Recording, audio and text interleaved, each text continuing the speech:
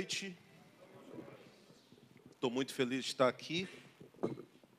É uma igreja que mora no meu coração. Tanto é que eu coordeno até uma célula da igreja, no PP. E Badu foi meu professor, virou amigo. Davi, querido amigo. E é uma alegria muito grande poder estar aqui nessa noite. Eu queria convidar vocês para nossa reflexão, que abrissem as Bíblias no livro de João, capítulo 15. Evangelho de João, capítulo 15, eu vou ler do versículo 1 até o versículo 8. Evangelho de João, capítulo 15, diz assim: Eu sou a videira verdadeira, e o meu pai é o agricultor. Ele retira de mim todo o ramo que não produz uvas. Já o que produz, ele poda, para que produza ainda mais. Vocês já estão podados pela mensagem que comuniquei. Vivam em mim. Venham morar em mim, como eu moro em vocês. Assim como o ramo não pode produzir uvas por si mesmo, mas apenas se estiver unido à videira, vocês não podem produzir frutos se não estiverem unidos a mim. Eu sou a videira, vocês são os ramos. Quando vocês estiverem unidos a mim, eu a vocês, num relacionamento íntimo e orgânico, não imaginam que colheita terão. Separados, vocês não podem produzir. Qualquer um que se separa de mim é um ramo morto, que é apanhado e jogado na fogueira. Mas se vocês estão em mim e minhas palavras estão em vocês, estejam certos de que suas petições serão atendidas. É desta maneira que meu Pai demonstra quem Ele é. Quando vocês produzem frutos, quando demonstram maturidade como meus discípulos. Até aí. Até aí.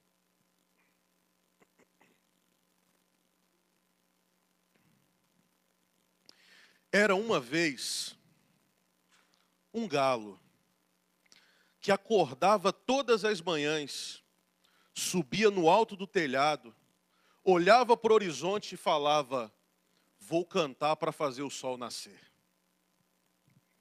Ato contínuo, esse galo subia no telhado, estufava o peito, olhava para o nascente e cantava, esperando. E daqui a pouco aquela bola vermelha começava a aparecer no horizonte, até que se mostrava toda acima da montanha e iluminava tudo. O galo se voltava orgulhoso para a bicharada no galinheiro e dizia: não falei para vocês?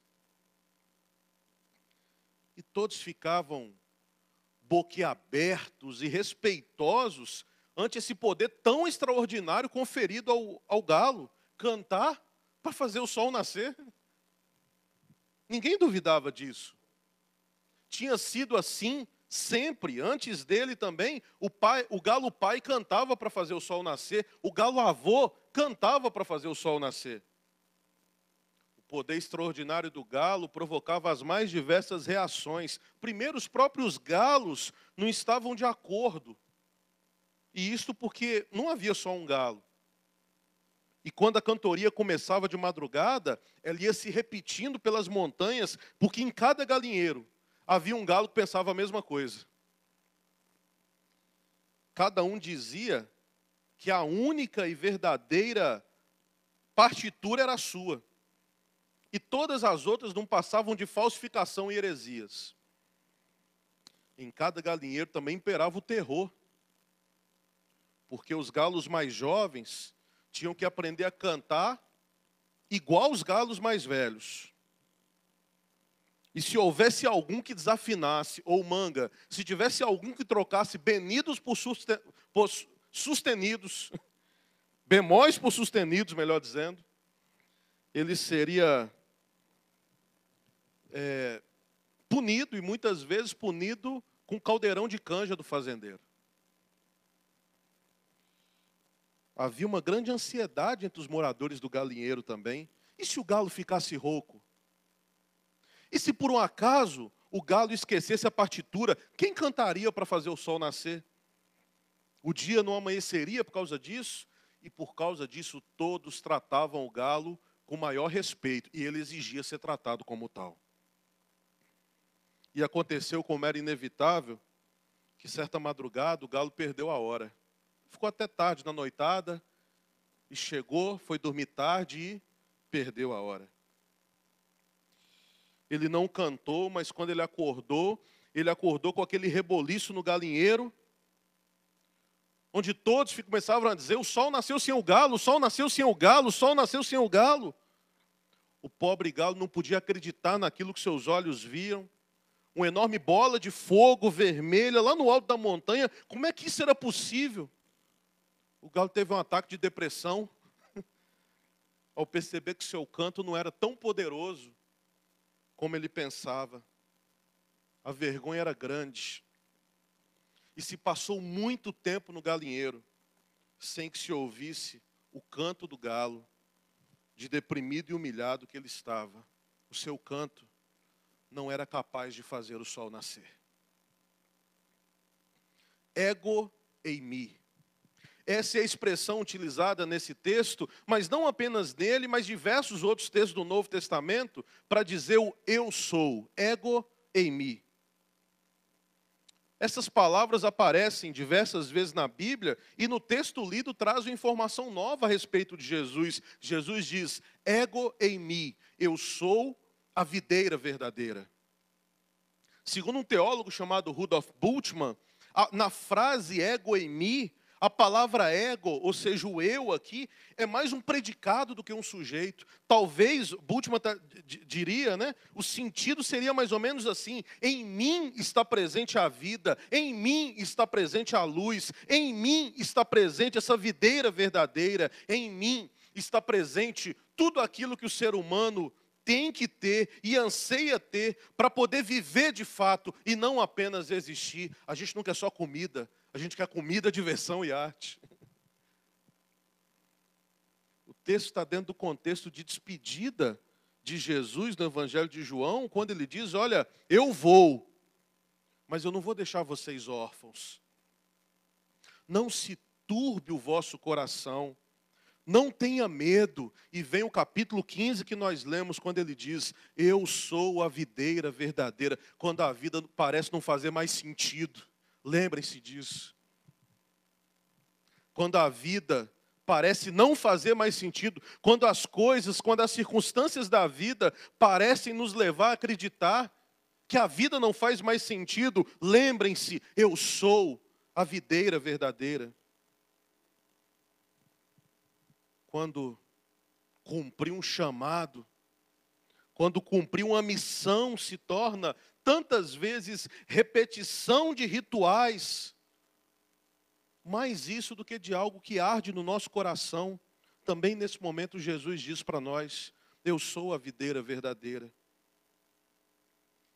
Esse eu sou a videira de Jesus é uma lufada de ar fresco nos pulmões mofados de uma vida individual, estéril, infértil, sem vigor e sem sentido, que tantas vezes nós teimamos em viver, quando nós passamos a viver uma vida que parece que não vai nos levar a nada. Vamos ser sinceros? Tem ninguém vendo aqui não, tá? Vamos ser sinceros. Quem de nós, inclusive o mais nobre e generoso aqui presente, que eu acho que é o Davi, ou o mais bem intencionado, que eu acho que é o Tiago, já não teve a impressão algum dia de que todos os nossos projetos, de que todos os nossos esforços, de que todos os nossos trabalhos não serviam para nada? Comamos e bebamos que amanhã morreremos. Quem de nós já não nos sentimos exaustos, mesmo no cumprimento daquilo que a gente acredita que é a obra do Senhor? E pensamos que melhor seria fingir que não é com a gente. Mesmo diante os gritos que existem na nossa sociedade e a gente fingir que não é com a gente. Estou impactado que eu vi, manchete de um jornal que saiu lá na Zona Sul, onde eu pastorei, Igreja Cristã de Ipanema. Olha a manchete, preste atenção. Menores, não é criança não, é menor, tá? menores saem de bueiros e incomodam moradores de Ipanema. Menores saem de bueiro e incomodam moradores. Olha a verdade que está explícita aí que a gente não percebe. Qual que é a verdade? Olha, não é menor, é criança. A verdade é, nós temos criança na nossa cidade morando em bueiro. Mas vamos ser sinceros, estaria tudo certinho se eles continuassem lá. O problema é quando eles saem. O problema é quando eles saem porque eles incomodam. Se continuasse morando no bueiro, mas ficasse quietinho no cantinho deles, estava bom.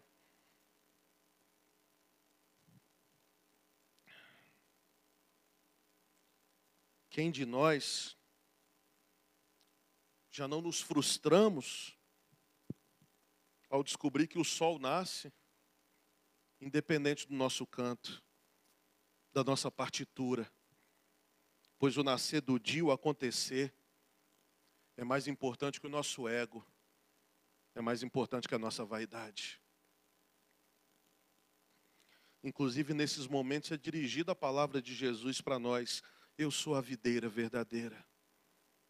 Eu sou a seiva da vida. Eu sou a fonte da vida. Eu sou a vida da vida. Não será essa a grande questão do nosso tempo? Nós perdemos esse vício de graça que vem da presença de Deus, de Jesus, do Deus de Jesus. Nós perdemos essa ligação com a fonte, nós perdemos a alegria. Interessante que nesse mesmo texto, no versículo 11, Jesus vai dizer: tenho-vos dito essas coisas para que a minha alegria esteja em vocês. Será que nós não temos perdido a alegria exatamente quando nós nos desligamos dessa videira?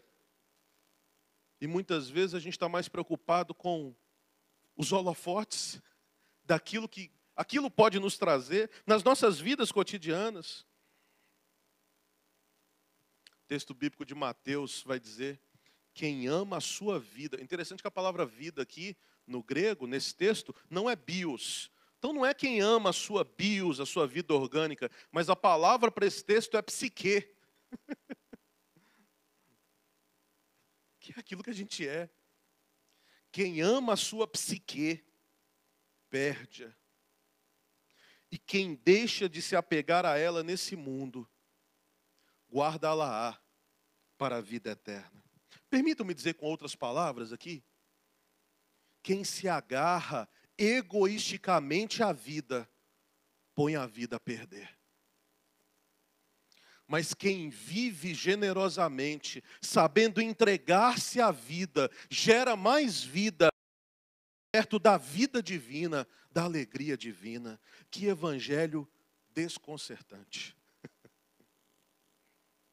Que notícia maravilhosa, mas ao mesmo tempo difícil de ser vivida, cara.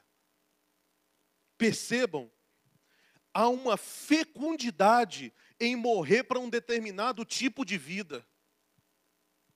Há um modo de riqueza que só pode ser percebida, que só pode ser usufruída, se morrermos para um determinado modo de ser no mundo, o modo de ser sozinho, o modo de ser que se preserva para não perder. Porque a morte, aquela danada que a gente não gosta nem de falar o nome, também é morte de um certo jeito de ser na vida, para nascer um outro jeito de ser na nossa existência. E a gente precisa constantemente morrer essa morte, para nascer vida em nós, daquele tipo de vida que gera vida ao redor. Eu gosto muito lá quando José vai dar a bênção para os seus filhos, né? José não, é Jacó que vai dar a bênção, né? Vamos trocar, né? Jacó vai dar a bênção. E ele vai falar de cada um deles.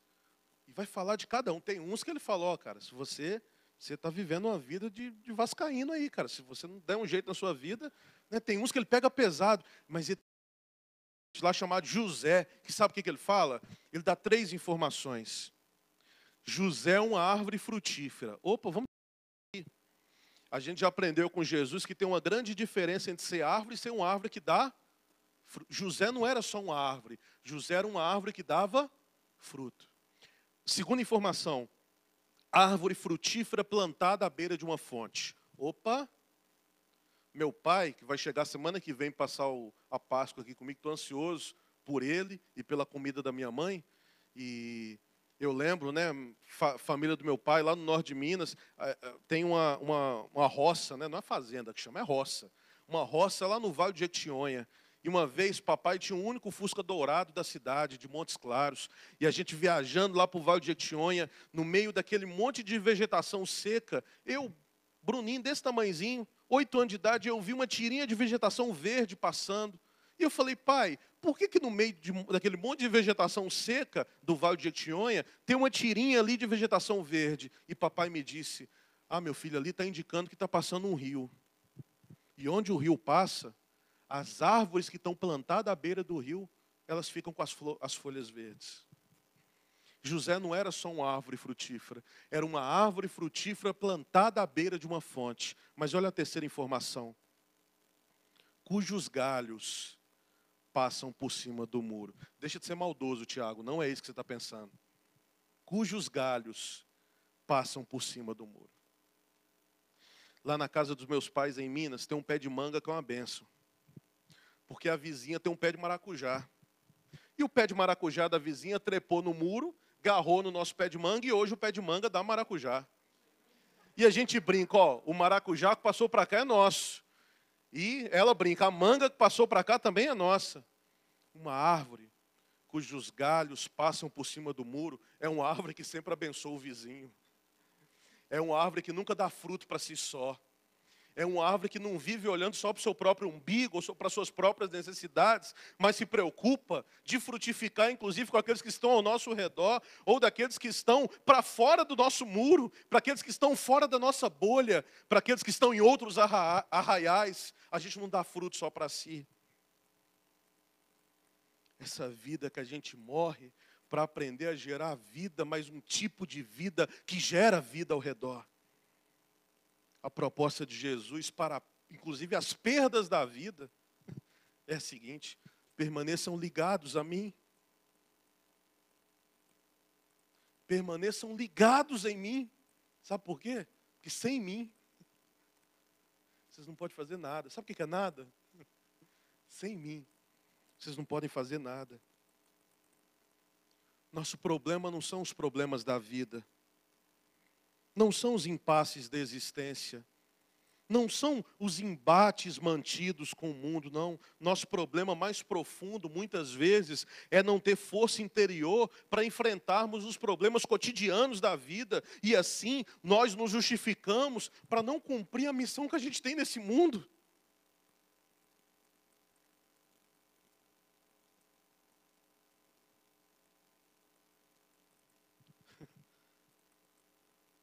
Nunca vou me esquecer. Meu período de seminário, fui trabalhar numa igreja lá na Vila de João, Complexo da Maré. Nunca vou me esquecer. Igreja Batista, e eu fui ajudar. A gente levantou lá a embaixada. Quem foi batista sabe o que eu estou falando, né? Embaixadores do rei, prometo, esforçar-me para ter uma vida digna de um embaixador do rei, guardar meus lábios da mentira, da impureza, de tomar o nome de Deus em vão, e só sei até essa parte, porque quando eu fui embaixador, eu consegui chegar ao posto de candidato, que é o primeiro quando você entra. Eu não decorava texto bíblico, aí não conseguia subir de patente.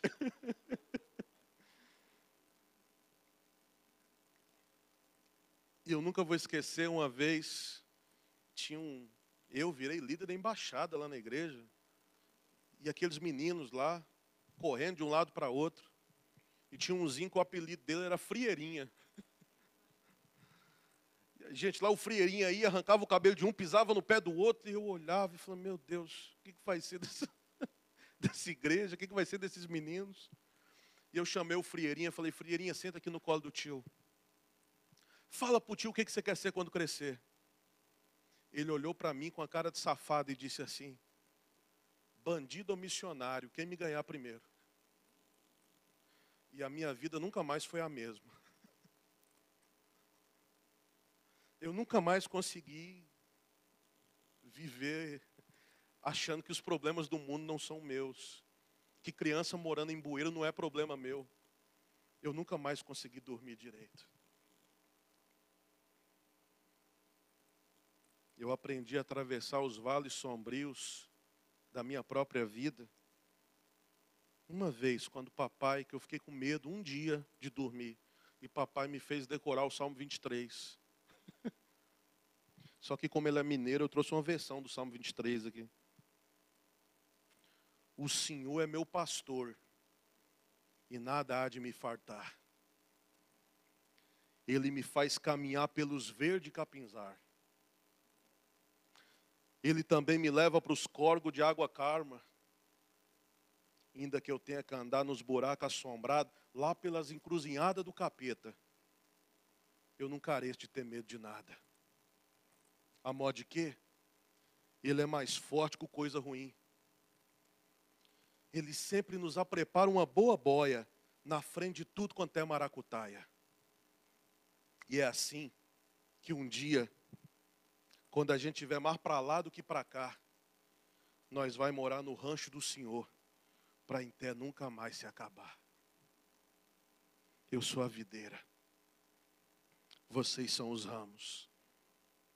Aquele que permanece em mim, esse produz fruto. A proposta de Jesus para a sequidão, para a esterilidade de uma vida sem fruto, para a seca, na sensação constante de estarmos desconectados, desligados da ceifa é essa: permaneçam ligados em mim. Quantas vezes nós nos achamos mais sábios que o rei? Quantas vezes nós achamos que é a nossa expertise que vai fazer as coisas acontecerem? E a gente está cada vez mais nos desligando desse que é a fonte. Costuma-se culpar a ciência pelo declínio do sentimento religioso no mundo moderno. Eu acho que seria mais honesto culpar a própria religião pelo fracasso. A religião decaiu não porque ela foi contestada, mas porque ela se tornou enfadonha, irrelevante, insípida, porque a fé foi substituída pelas crendices, porque o culto foi substituído pela disciplina, porque o amor foi substituído pelos hábitos. A fé se tornou um mero objeto herdado, ao invés de ser uma fonte de vida, fonte que jorra. É interessante que a mulher vai buscar água num poço, a mulher samaritana, e Jesus oferece a ela a fonte. Olha a diferença, né? Um poço, água parada, e uma fonte. Ela vai no poço buscar água, e Jesus oferece para ela uma fonte de água, que se da qual ela bebesse, ela nunca mais teria sede. A mulher samaritana foi ao poço, mas Jesus apontou a fonte. Sabe por quê? Porque poço tem data, poço tem lugar, poço tem endereço, poço tem localização. A fonte não tem data, a fonte não tem lugar, a fonte não tem endereço.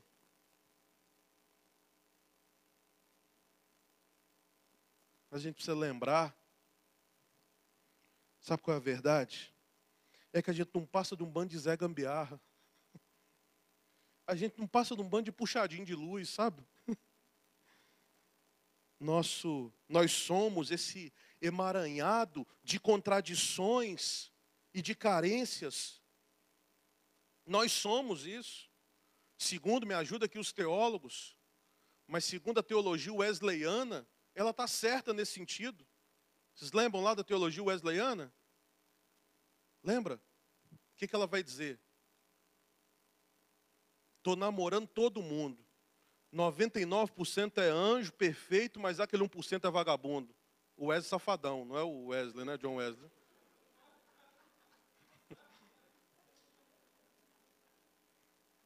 Parece que isso representa aquilo que há dentro da gente, cara. Essa contradição, essa ambiguidade que nós somos.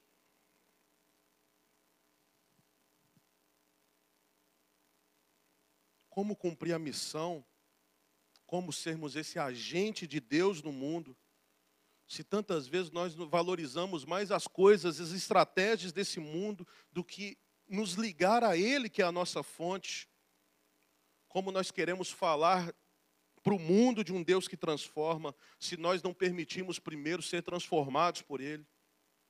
Luiz Carlos Ramos, já vou encerrar, Davi, não precisa cobrar não.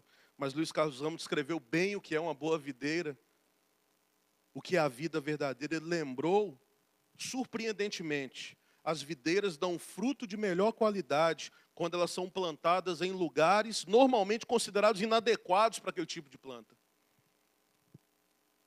E nós teimamos em acreditar que nós conhecemos o tipo de solo que a videira vai vingar. Que nós conhecemos, nós somos expert nisso. É nessa videira nossa de cada dia que nós somos convidados a descobrir a fonte invisível, a seiva maravilhosa daquele que vive. E porque ele vive, inclusive, nesse aproximar da Páscoa, nós podemos crer no amanhã, e é porque ele vive que nós podemos levantar de manhã e não desistir da vida. E porque ele vive, o nosso mundo não vai terminar em pizza, porque ele vive. A gente pode acordar e continuar a crer no amanhã.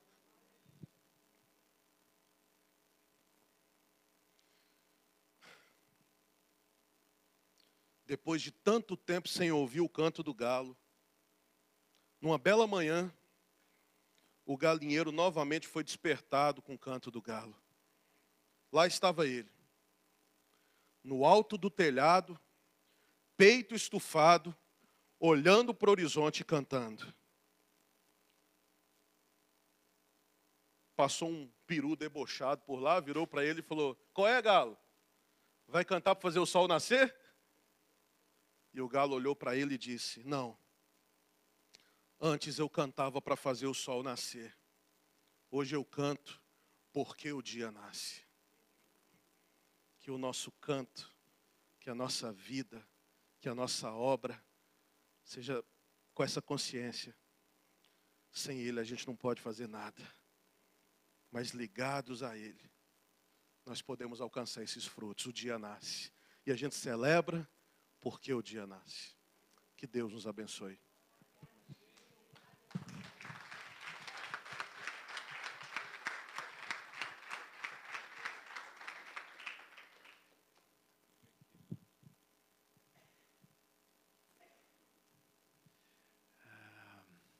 Goemi. Eu não sei vocês, mas o coração arde, né? O coração arde. Amanhã, quando o dia nascer, a gente vai cantar, cara, porque o dia nasceu e vai lembrar de você. Que a gente acorde amanhã cantando, lembrando disso, né? Ele é a fonte da nossa vida. Será que a gente podia ficar de pé? E a gente vai encerrar essa canção. Tem uma canção, né, que fala dessa fonte, dos montes correm para o mar, teus rios de amor por mim. E eu pedi o Bruno depois que a gente cantasse mãos dadas, se abençoasse a gente com o teu coração.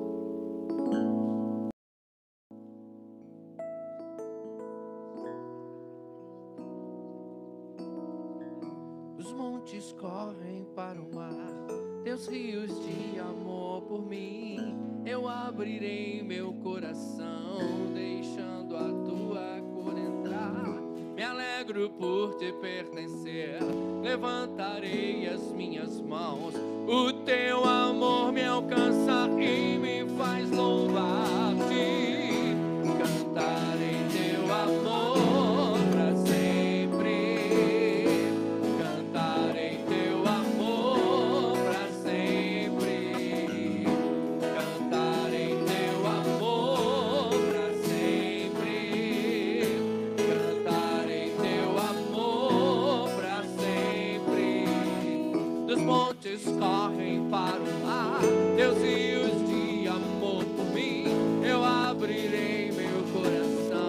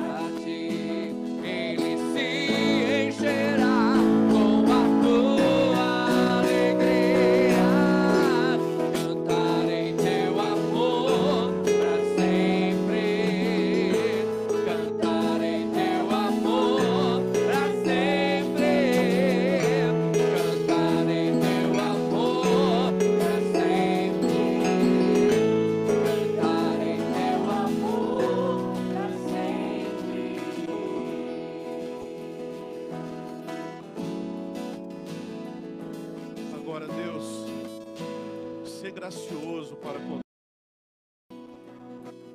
Que o amor de Deus, o nosso Pai, Deus que é Pai, que é Mãe, que é nosso tudo, que a graça maravilhosa do seu Filho Jesus Cristo, que as eternas consolações do Espírito seja sobre cada rosto aqui presente, nos acompanhe nessa semana, alcance todos e todas em toda a terra, hoje e para sempre.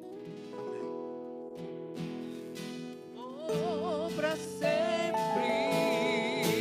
cantarei teu amor, para sempre cantarei teu amor, para sempre cantarei teu amor, para sempre. Dos montes correm para o mar, teus rios de amor por mim. Eu abrirei meu coração, deixando a tua cor entrar. Me alegro por te pertencer, levantarei as minhas mãos. O teu amor me alcança e me faz louvar-te. Cantarei teu amor para sempre. Cantarei teu amor para sempre. Cantarei teu amor para sempre. Cantarei teu amor para sempre.